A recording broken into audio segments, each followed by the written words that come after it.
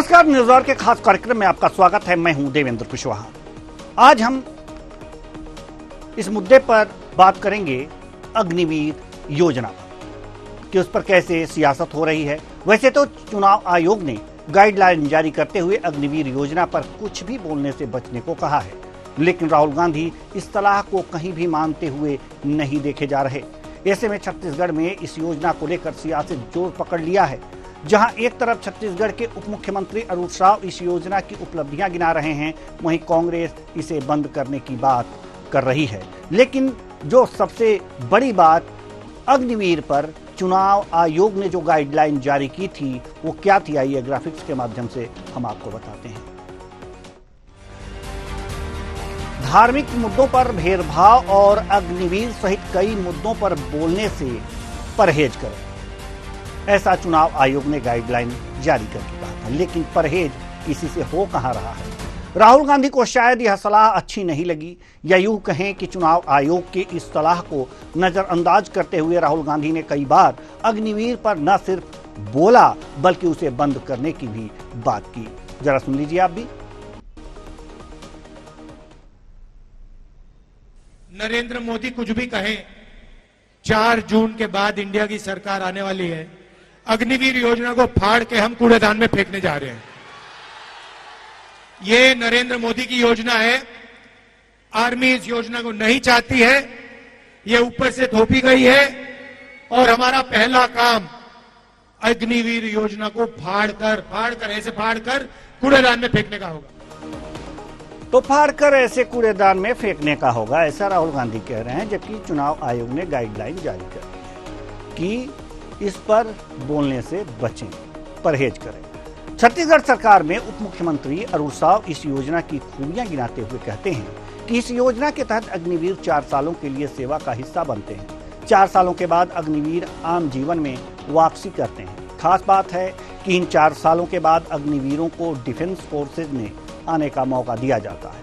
बता दें कि अब तक अग्निवीर योजना के तहत 40,000 युवाओं ने अपनी ट्रेनिंग पूरी की है। इस समय नेवी में 7,385 अग्निवीर हैं, वायुसेना में 4,955 अग्निवीर चल रहे हैं। लेकिन चुनावी माहौल में इस योजना को लेकर असमंजस की स्थिति बन गई है। अरुण साव क्या कुछ कह रहे हैं, आप भी सुनिए। देखिए, अग्निवीर योजना जिस बड़े उद्देश्य को लेकर सरकार ने प्रारंभ किया है और केवल प्रश्न चिन्ह उठाना, लोगों के बीच भ्रम पैदा करना, ये कांग्रेस की आदत रही है। पर अग्निवीर योजना को जिस प्रकार की सफलता मिली है, नौजवानों में जिस प्रकार से उत्साह अग्निवीर योजना को लेकर है, कांग्रेस के मानसिकता जो हमेशा से प्रदर्शित होता है वही प्रदर्शित कर रहे हैं। लेकिन अग्निवीर योजना से देश के युवा प्रसन्न हैं और वो बड़ी संख्या में इस योजना में शामिल हो रहे हैं। तो वहीं छत्तीसगढ़ कांग्रेस प्रवक्ता धनंजय ठाकुर का कहना है कि कांग्रेस की सरकार आते ही अग्निवीर योजना बंद होगी और सेना में पहले जैसी भर्ती होती है वैसी ही भर्ती होगी। हालांकि जब राहुल गांधी ये बातें कह रहे हैं तो कांग्रेस के प्रवक्ता छत्तीसगढ़ के धनंजय ठाकुर उनसे अलग कैसे बोल सकते हैं, लेकिन फिर भी सुन लीजिए। अग्निवीर योजना देश के युवाओं के साथ धोखा है, छल है। केंद्र की मोदी सरकार ने देश के युवाओं के रोजगार को छीना है। केंद्र में कांग्रेस की सरकार बनने पर अग्निवीर योजना को बंद किया जाएगा और पूर्व की तरह ही सेना में नियमित भर्ती होगी। जो युवा सेना में जाकर भारत माता की सेवा करना चाहते हैं, देश की रक्षा के लिए सीमाओं पर चौकसी करना चाहते हैं, उसे अवसर मिलेगा। और भाजपा के नेताओं ने तो युवाओं के रोजगार को छीनने के लिए हर सेक्टर को तबाह करने का काम किया है, मनमानी किया है। ये सारी मनमानी खत्म होगी, अग्निवीर योजना बंद होगी और देश के सरकारी 30 लाख से अधिक पदों पर 15 अगस्त से भर्ती की प्रक्रिया शुरू होगी। तो लगातार अग्निवीर योजना पर घमासान जारी है। हालांकि 6 चरण चुनाव के बीत चुके हैं, 1 चरण और बाकी है। 1 जून को होगा वह, 4 तारीख को परिणाम आएंगे। लेकिन अग्निवीर योजना जब से लागू हुई है तब से इस पर घमासान है और चुनाव के दौरान तो घमासान और कुछ ज़्यादा ही था। लेकिन सबसे बड़ी बात यह है कि चुनाव आयोग ने जो गाइडलाइन जारी की उसमें धर्म के आधार पर और साथ ही साथ कई अन्य मुद्दों के साथ उन्होंने अग्निवीर पर भी किसी प्रकार की बातचीत से परहेज करने को राजनीतिक दलों से कहा था, लेकिन उससे परहेज कहां हो पा रहा है, परहेज क्यों नहीं हो पा रहा है, इस पर हम आज जवाब लेंगे। तो इसी मुद्दे पर आज हम चर्चा भी करेंगे और चर्चा के लिए हमारे साथ जो मेहमान जुड़े हुए हैं उनसे आपका परिचय करा दें। गोपाल समंतो जी, प्रवक्ता बीजेपी, रवि ग्वालानी जी, प्रवक्ता कांग्रेस, नागेंद्र वर्मा जी, वरिष्ठ पत्रकार। तीनों मेहमानों का बहुत बहुत स्वागत है हमारे इस कार्यक्रम में। चर्चा की हम शुरुआत कर रहे हैं रवि ग्वालानी जी, कांग्रेस प्रवक्ता, आपसे।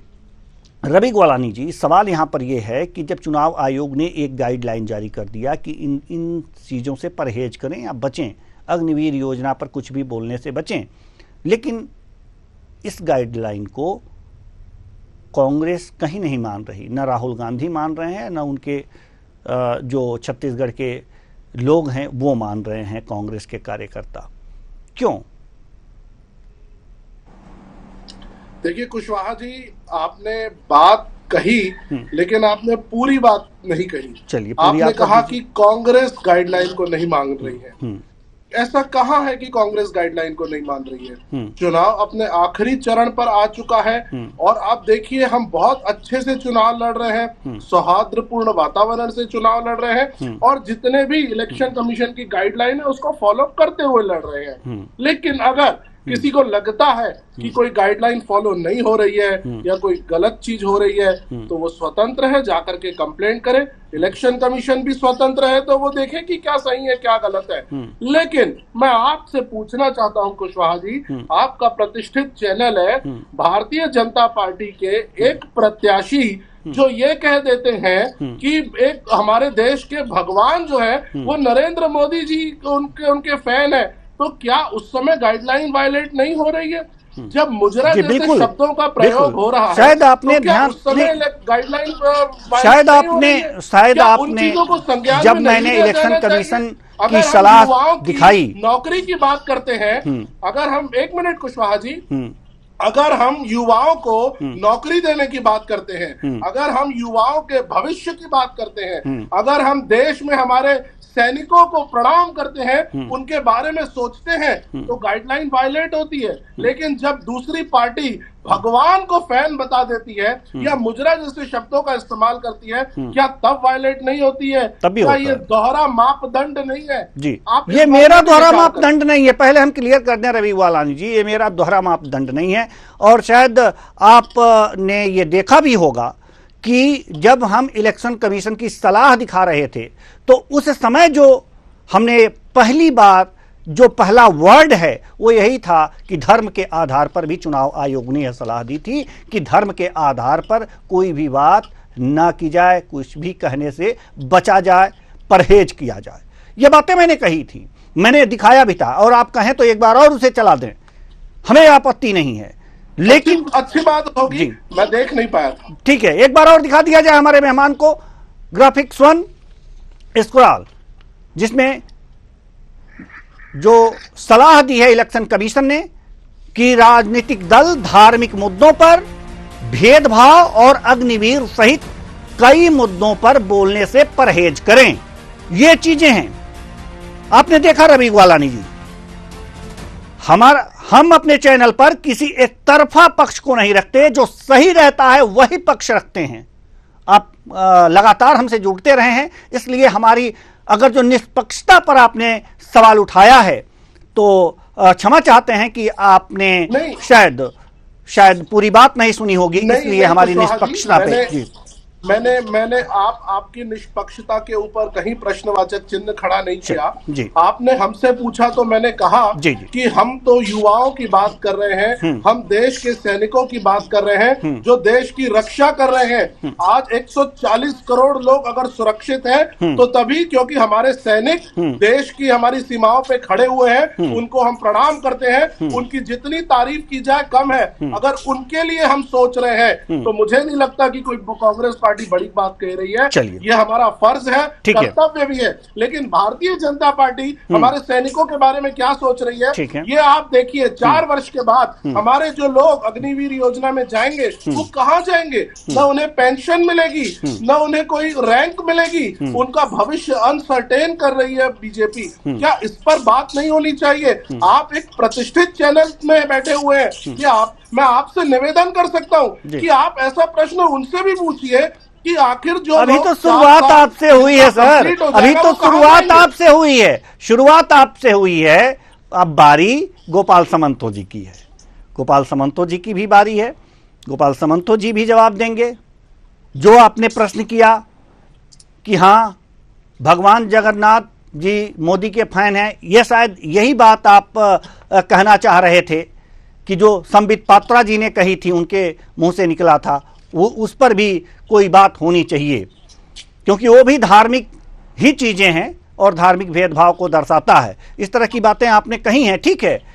अब सामंतो जी के पास जब आएंगे तब तो सवाल पूछेंगे, लेकिन सबसे पहले सामंतो जी से सवाल ये पूछेंगे कि लगातार कांग्रेस को घेरने वाली यह पार्टी, लगातार कांग्रेस के लोगों को अपने में मिलाने वाली यह पार्टी, लगातार गलतियां गिनाने वाली यह पार्टी बीजेपी और उनके गलतियों पर पूरा धोबिया पछाड़ मारने वाली यह बीजेपी पार्टी, क्या अग्निवीर पर अगर राहुल गांधी बोलते हैं और अग्निवीर पर अगर जो अन्य कांग्रेस नेता बोलते हैं, तो क्या चुनाव आयोग में आप लोगों ने शिकायत की है इसकी? देवेंद्र जी नमस्कार दोबारा नमस्कार। आपको और आपके दर्शकों को। जी। राहुल गांधी जी को सीरियसली ले कौन रहा है? कोई नहीं ले रहा जी। है, आप भी नहीं ले रहे हो।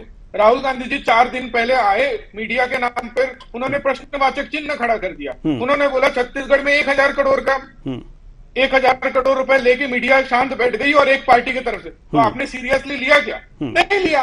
अब कोई नहीं लगता है राहुल गांधी को सीरियसली। ममता बनर्जी 4 दिन पहले आके बोली कि हाईकोर्ट के फैसले को मैं नहीं मानती। राहुल गांधी कहाँ थे? कोई प्रश्न उठाया उन्होंने? नहीं उठाया।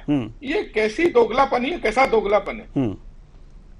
आप सोच के देखिए, एक उनके गठबंधन आप ये बताइए, चलिए राहुल गांधी जी उस पे आता हूं। राहुल गांधी जी को हम सीरियसली लेते ही नहीं है। अब दूसरी बात, उन्होंने अपने वीडियो दिखाया, उन्होंने ऐसे ऐसे करके फाड़ने की बात कही। उन्होंने अपने सरकार में अपने प्रधानमंत्री द्वारा बनाए नियमों को अपने सभा में फाड़ा। तो ऐसे व्यक्ति से आप उम्मीद क्या कर सकते हैं? आप अग्निवीर योजना के बारे में कांग्रेसी बात करते हैं, कभी उन्होंने ठीक से उसको पढ़ाई की? कभी ठीक से उन्होंने जांचा कि ठीक से उनको परखा? नहीं परखा। अगर युवाओं के बीच में अग्निवीर फेमस नहीं होता तो क्या 40,000 युवा अप्लाई करते?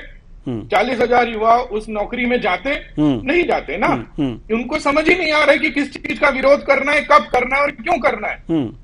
कभी भारत जोड़ो यात्रा निकालते हैं, कभी भारत न्याय यात्रा निकालते हैं। तो वो तो कंफ्यूज है, खुद कंफ्यूज है, लोगों को कंफ्यूज करने के लिए बैठे। पर लोग अपने घर से जब वोट देने निकले, ठान के निकले कि मोदी जी की सरकार बनानी है, 400 पार करवानी है भारतीय जनता पार्टी को, और तीसरे बार मोदी जी को प्रधानमंत्री के रूप में भारत में देखना चाहते। ये निर्णय ले चुकी है भारत की जनता ने। चलिए, और इनके भ्रम से कोई भी उसमें ठीक है फर्क नहीं पड़ेगा। ठीक है, कोई फर्क नहीं पड़ेगा, ये अलग की बातें हैं। लेकिन सवाल यहां पर यह है कि अगर जो आप बराबर ये कहते हैं कि राहुल गांधी को हम सीरियस लेते नहीं हैं, सीरियस नहीं लेते हैं, तो फिर कई मुद्दों पर, कई मामलों पर, उनकी सदस्यता के मामले पर और तमाम अन्य चीज़ें हैं जिन पर ऑब्जेक्शन लगातार बीजेपी करती रही है, गिनाना नहीं चाहते हैं हम।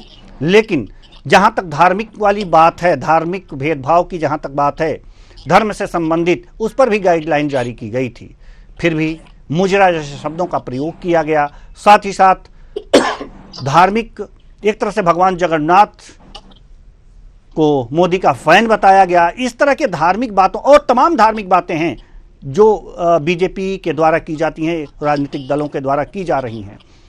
क्या चुनाव आयोग ने जब ये गाइडलाइन जारी किया था और एक तरह से हिदायत दी थी कि इससे बचने का प्रयास करें, तो क्या पार्टियां इस पर अमल कर रही हैं, और खासकर बीजेपी, उसको तो ज्यादा अमल करना चाहिए, सरकार में है।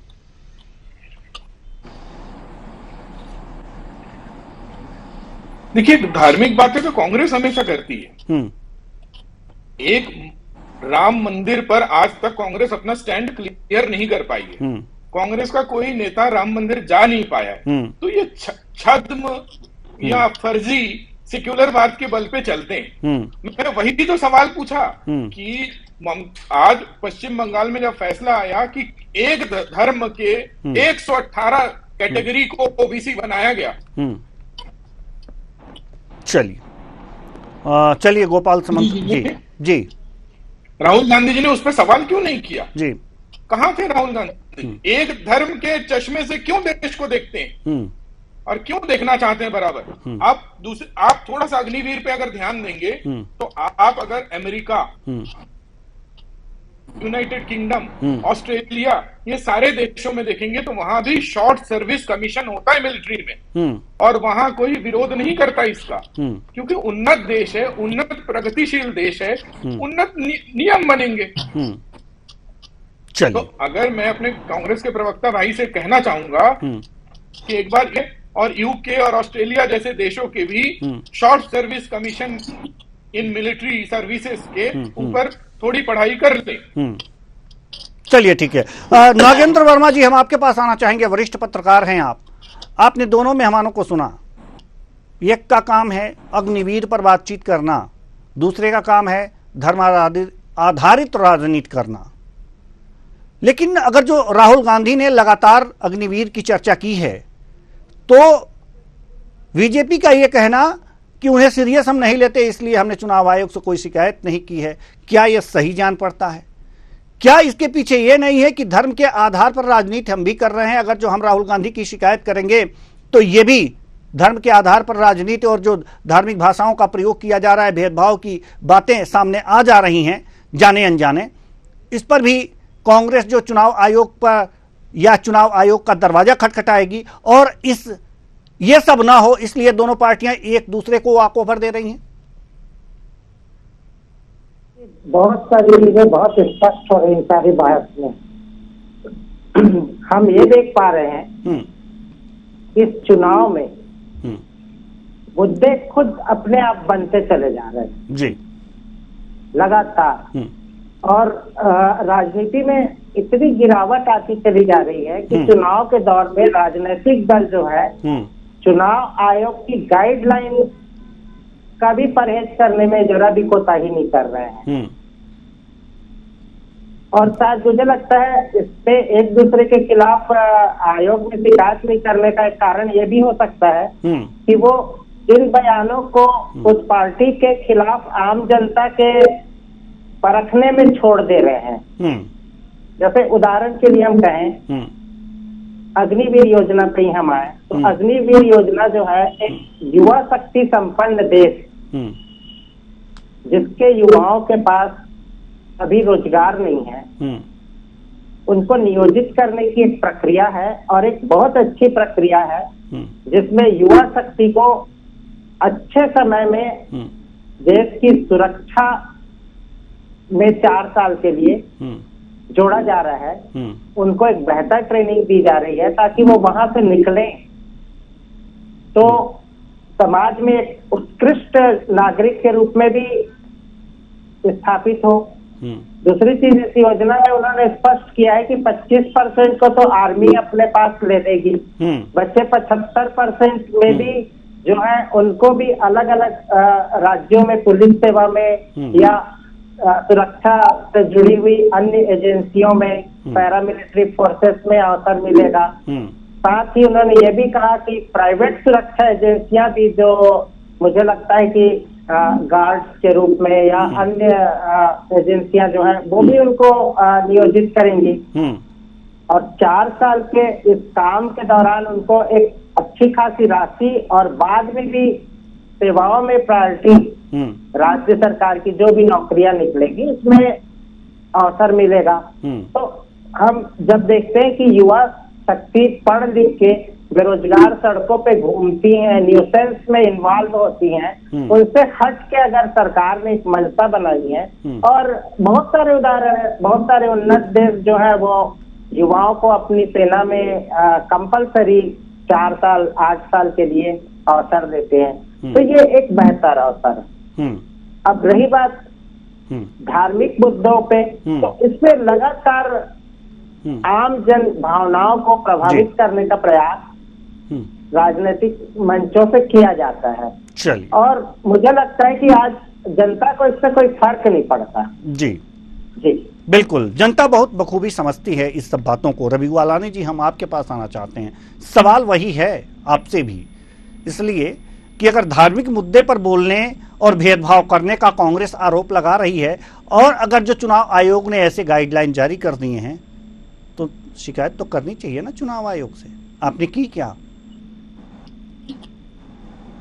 देखिए कुशवाहा जी, मैं बीजेपी के प्रवक्ता की उनकी पूरी बात नहीं आ रही थी, कट कट के आ रही थी, लेकिन जितना मैंने आपसे सुना, उनका ये कहना है कि वो राहुल गांधी जी को सीरियस नहीं लेते। देखिए, मैं छत्तीसगढ़ से आता हूँ, छत्तीसगढ़ कबीर पंथियों की नगरी है। कबीरदास जी बोल करके गए हैं कि कबीरा गर्व ना कीजिए, कबहू न हंसिए कोय। कभी भी इस तरह से गर्व किसी को अपने ऊपर नहीं करना चाहिए, इतना हंसना नहीं चाहिए दूसरे व्यक्ति के ऊपर कि उसको ये लगने लग जाए कि सामने वाला कुछ है ही नहीं। अजहू नाव समुद्र में का जाने क्या होए। भारतीय जनता पार्टी पूरी तरीके से डर चुकी है। भारतीय जनता पार्टी 4 तारीख को जाने वाली है, और जिन बड़े नेता राहुल गांधी जी के बारे में जो इनकी सोच है कि उनको ये सीरियस नहीं लेते, वो जो बात कहते हैं उनकी वैल्यू नहीं है, सब 4 तारीख को इनको दिख जाएगा कि किस व्यक्ति में कितना दम है। पहली बात। दूसरी बात, इनके पार्टी के राष्ट्रीय प्रवक्ता जो एक भगवान जगन्नाथ जहां बैठे हुए हैं उस सीट से उम्मीदवार हैं, उनके मुख से इस तरह की बात निकलना, आप मुझे बताइए कुशवाहा जी, क्या कोई एक छोटा बच्चा बात कर रहा था या एक नया प्रवक्ता बना हुआ कोई व्यक्ति था? आज के समय में संबित पात्रा जी सारे राष्ट्रीय चैनल में जाते हैं और बीजेपी का बहुत सारी बातें प्रमुखता से रखते हैं। वो व्यक्ति इस तरह की बात कह रहा है, मतलब कहीं ना कहीं इनकी पार्टी के अंदर इतना घमंड, इतनी गर्व इनको आ चुका है, इन्हें लगता है कि ये लोग सबसे ऊपर आ चुके हैं। आज के समय में इनके एक राष्ट्रीय नेता कहते हैं कि आरएसएस की पहले हमें जरूरत पड़ती थी, आज हमें आरएसएस की जरूरत नहीं है। एक व्यक्ति भगवान से तुलना कर दे रहा है। भारतीय जनता पार्टी अहंकार में आ चुकी है। हाँ, हम लोग जमीन स्तर पर बैठे हुए हैं, हम जनता के बीच में जा रहे हैं। वर्तमान में मैं अभी हिमाचल प्रदेश के शिमला कॉन्स्टिट्यूएंसी में हूँ, हम भी यहाँ घूम रहे हैं, देख रहे हैं, और मैं बताना चाहता हूँ भारतीय जनता पार्टी का देश में पूरी तरह से सुपड़ा साफ हो रहा है। युवा, महिला, व्यवसायी, हर कोई मन बना लिया है। व्यवसायी परेशान है जीएसटी की नोटिस से, युवा परेशान है, उन्हें नौकरी नहीं मिल रही है। जो अग्निवीर योजना में जा रहे हैं उन्हें अपना भविष्य समझ में नहीं आ रहा है कि हमारा क्या होगा। गृहिणियां परेशान है, 1200 रुपए में सिलेंडर मिल रहा है, महंगाई चरम पर छू चुकी है। मुद्दों पर भारतीय जनता पार्टी बात नहीं करेगी, लेकिन अनर्गल बातें करेंगे, धर्म की बातें करेंगे, युवाओं को उलझाएंगे, देश की जनता को उलझाएंगे। 10 वर्षों से यही कर रहे हैं कुशवाहा जी, लेकिन इस बार जनता मन बना चुकी है और पूरी तरीके से भारतीय जनता पार्टी का जो है होने जा रहा है। चलिए, गोपाल सामंतो जी, आप कुछ कहना चाह रहे थे? मैं ये कहना चाह रहा था कि अग्निवीर पे डिबेट था, तो जी गोपाल सामंतो जी से बार-बार संपर्क जी। अग्निवीर पे बातें बड़ी कम हुई। अग्निवीर में कंपेंसेशन भी है, अग्निवीर में ईयरली सैलरी की बढ़ोतरी भी है, अग्निवीर में दूसरे नौकरियों में वरीयता भी है 4 साल के बाद। तो सारी चीजें हैं अग्निवीर पे। अग्निवीर का विरोध इसलिए नहीं हो रहा है कि अग्निवीर में कोई खामी है। अग्निवीर का विरोध इसलिए हो रहा है कि राहुल गांधी जी ने वो ड्राफ्ट नहीं पढ़ा होगा, और कांग्रेस के हर कार्यकर्ता की मजबूरी है कि राहुल गांधी जो बोलेंगे उसी को मानना है, उसी को पत्थर की लकीर बनाकर उसी के ऊपर बात करते रहना है। चाहे राहुल गांधी बोलेंगे कि आलू से सोना निकलेगा तो ये आलू से सोना निकालने चले जाएंगे। चाहे राहुल गांधी जी बोलेंगे उत्तर का प्रश्न चाहिए तो इन्हें भी उत्तर का प्रश्न चाहिए होगा। राहुल गांधी जी अगर बोलेंगे कि मीडिया को 1000 करोड़ रुपए दिया गया है तो ये उसको भी बोलने को तय होगा। मैं आपसे देवेंद्र जी पूछना चाहता हूं, क्या राहुल गांधी ने बोला कि छत्तीसगढ़ की मीडिया बिकी हुई है 1000 करोड़ में, क्या कोई इस बात को मानने को तैयार होगा? बिल्कुल कोई भी एक व्यक्ति इस बात को तैयार होगा। अब की छत्तीसगढ़ जनसंपर्क का बजट 315 करोड़ रुपए का था सालाना और अनुपूरक बजट हुआ था 91 करोड़ रुपए का। 1000 करोड़ रुपए की बात कहां से आई? तो ये इसलिए राहुल गांधी को हम सीरियसली नहीं लेते। राहुल गांधी को कोई गर्व और घमंड में सीरियसली लेना बंद कर दिया, ऐसी बात नहीं है। राहुल गांधी बिना तथ्य के बातें करते हैं, इसलिए हम सीरियसली नहीं लेते हैं। जी, गोपाल सामंतो जी तथ्यों को लेकर बात करेंगे तब जरूर हम उनको सीरियसली लेंगे। चलिए, गोपाल सामंतो जी क्या कह रहे हैं सर? नागेंद्र वर्मा जी देखिए, इस तरीके के जो आक्षेप लगते हैं मीडिया को भी जब घेरे में लिया जाता है तो कहीं ना कहीं एक लोकतांत्रिक व्यवस्था में सवाल तो उठता है, क्योंकि आम जनता जो है सारी चीजों को समझती है और मुद्दों की जब बात हो और भटकाव जब दिखता है तो कहीं ना कहीं संदेह की गुंजाइश लगातार बढ़ती जाती है। अब इस मुद्दे में अग्निवीर पे जब बात हो रही है तो स्वाभाविक रूप से कांग्रेस की चिंता तो इस चीज को लेके है कि क्या इस योजना का असर वोट प्रतिशत पे पड़ेगा। युवा लगातार जो बेरोजगार है इस योजना को अच्छे प्रतिशत के ले रहे हैं। बहुत से लोगों ने इसमें अपनी असीम भविष्य की संभावनाओं को देखा है। अगली पीढ़ी भी मानसिक रूप से तैयार हो रही है, क्योंकि इसमें किसी बाइंडिंग पे वो फंस भी नहीं रहे, एक अवसर ही तो मिल रहा है। तो मुझे लगता है कि अच्छी योजनाओं पे भी जब हम चर्चा करने लगते हैं, उसको राजनीतिक मुद्दा बनाने लगते हैं, वो भी चिंता का विषय तब जब इसके लिए खास गाइडलाइन जारी कर दी गई हो कि चूंकि ये मुद्दा सुरक्षा से जुड़ा हुआ है, हमारे आर्मी से जुड़ा हुआ है और नौजवानों के मनोबल से भी जुड़ा हुआ है, मनोबल से जुड़ा हुआ है, तो कहीं ना कहीं ये चीजें भी जब राजनीति का विषय बन जाती हैं तो मुझे लगता है कि ये समाज में एक अच्छा संदेश नहीं देती। जी बिल्कुल, अच्छा संदेश नहीं देती। और कोई भी राजनीतिक दल हो, समाज को अच्छा संदेश उनके कर्तव्यों से, उनके बयानों से जाने ही चाहिए। चूंकि अब समय नहीं है, नहीं तो इस चर्चा को और आगे बढ़ाते। बहुत बहुत धन्यवाद तीनों मेहमानों का, आप आए और अपने अपने विचार साझा किए। तो कुल मिलाकर के अग्निवीर पर रार हो रही है, लेकिन वास्तव में अगर जो देखा जाए तो अग्निवीर पर चर्चा ही नहीं होनी चाहिए।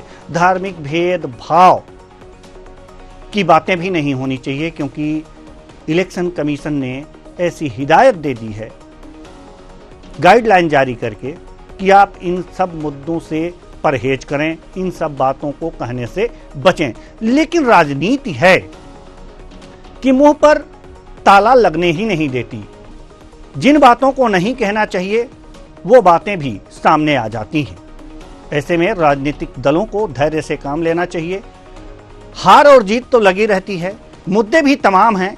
अगर जो चुनाव आयोग ने ये बातें कही हैं कि आप इन दोनों से परहेज करें, तो परहेज कर ही लेना चाहिए।